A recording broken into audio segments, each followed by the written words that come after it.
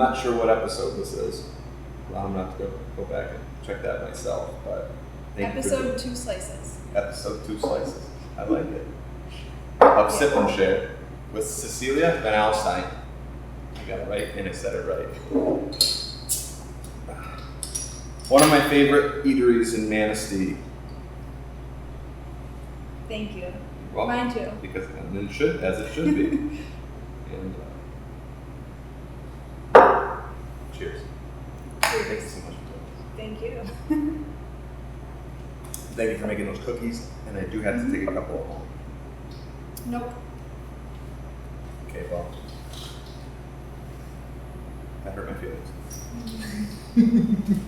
This is actually a mukbang. We're gonna eat all those. Yes, we need to eat all of those. But Yeah. I had specific instructions from my wife to bring home this one sweet treat for me. All right. That's okay. So, 2 Slices, artisan sandwiches, baked goods, soups and salads. You opened in 2017, established in 2017. Yep, in August. You just recently had your anniversary? Yep, 2-year anniversary in August on the 18th. Yep. So, 2 years.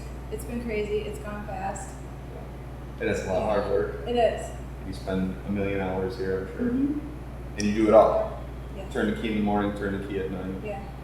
Talk to me about the beginning stages of all this. Let's go back to like when you started cooking.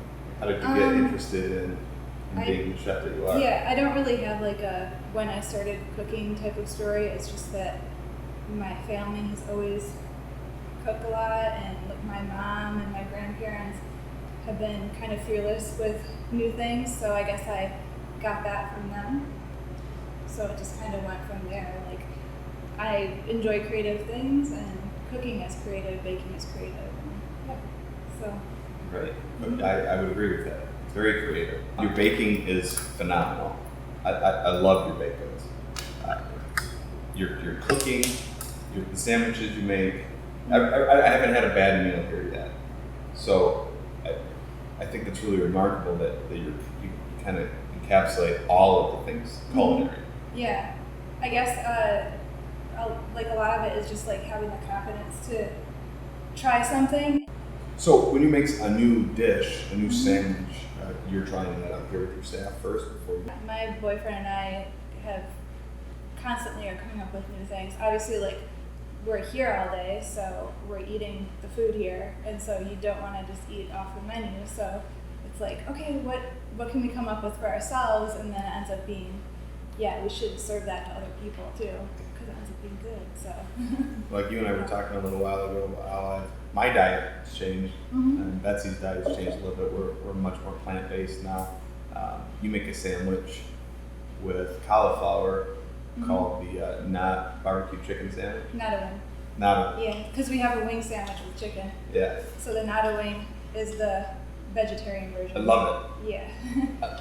And you can get the cauliflower on for any other meat, or we have mushrooms, shiitake mushrooms instead of meat, or just if you want extra vegetables, we have some vegan sauces, stuff like that. So yeah, try to include everybody's diets if we can.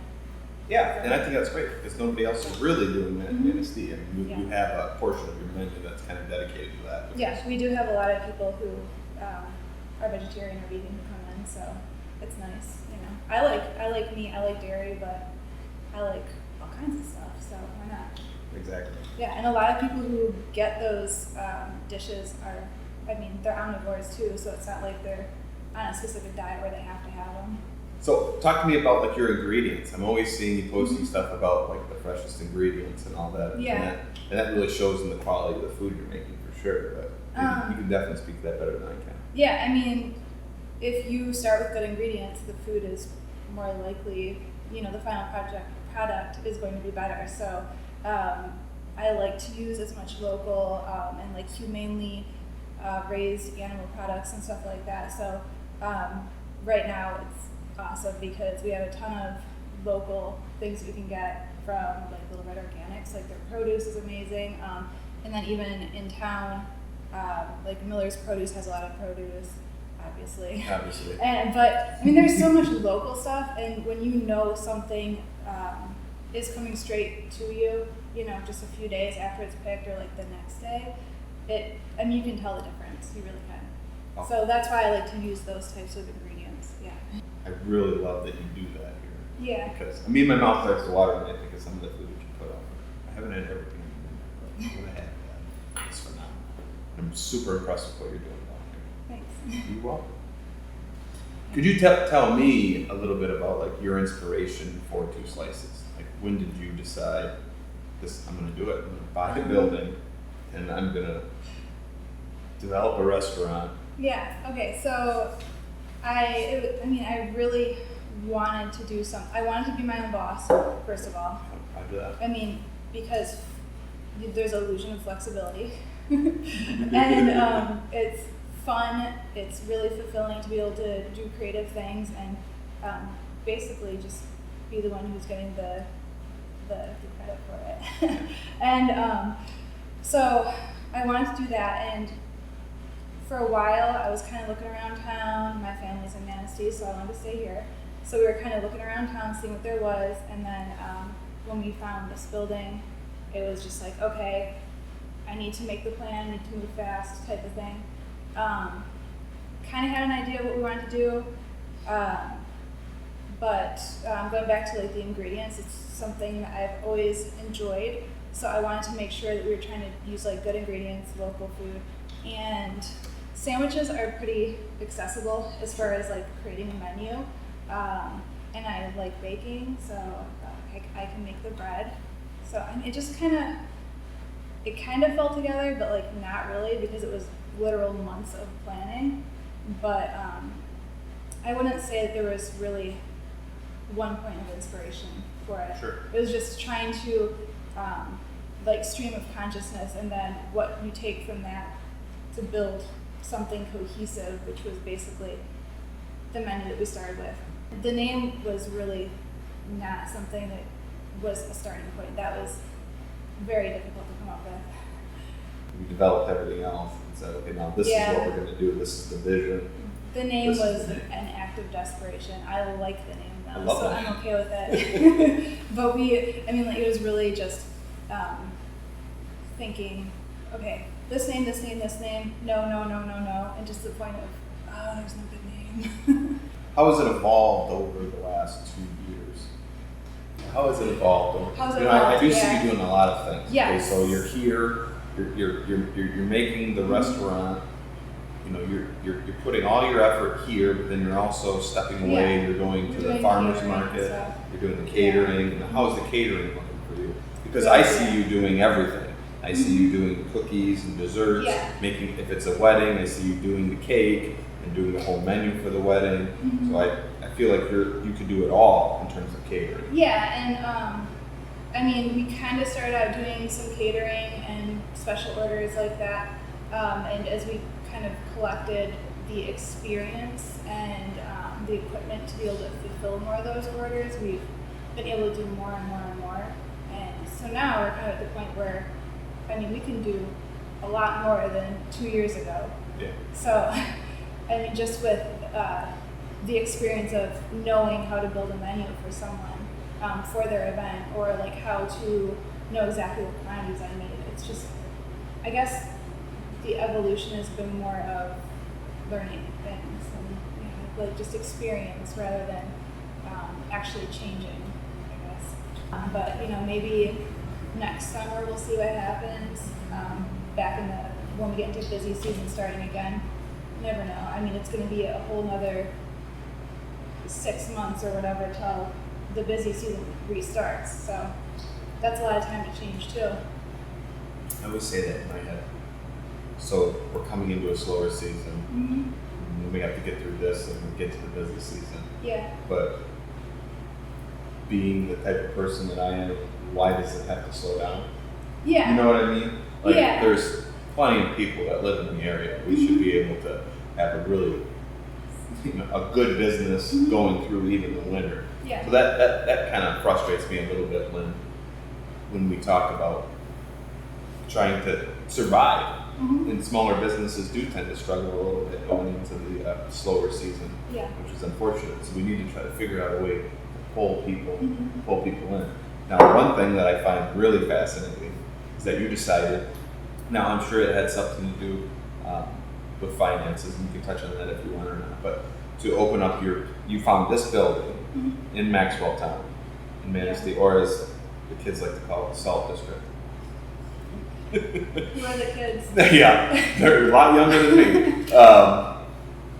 I've grown up here. I'm from Manistee, like you are, and I want more people to come to the side of town. This used to be like a booming side of town, and unfortunately, for whatever reason, it has slowed down in getting people to come this way. What do you think is an issue with getting people to come on this side of 31? Okay, getting off of 31, I think people feel like if they're driving through a residential area, maybe all of a sudden there aren't going to be businesses down there. Yeah. It's not obvious. I mean, there's no sign saying businesses are this way, So a lot of people have like an invisible barrier of like, I don't go half a mile from where I normally go. Is it even half a mile? The city of Manistee is only 2 miles. Yeah. Usually when I tell people, when they say, "Hey, where's a good spot to eat?" and they don't, and they're in my store, right? And they don't want to eat downtown. So they've already done that, or they're seasonal residents, or they're coming through visiting. They've already done the downtown. They want to go someplace, and when I direct them in this way, I usually say, "Okay, 31 8th Street East, down the hill. These are your spots." Yeah.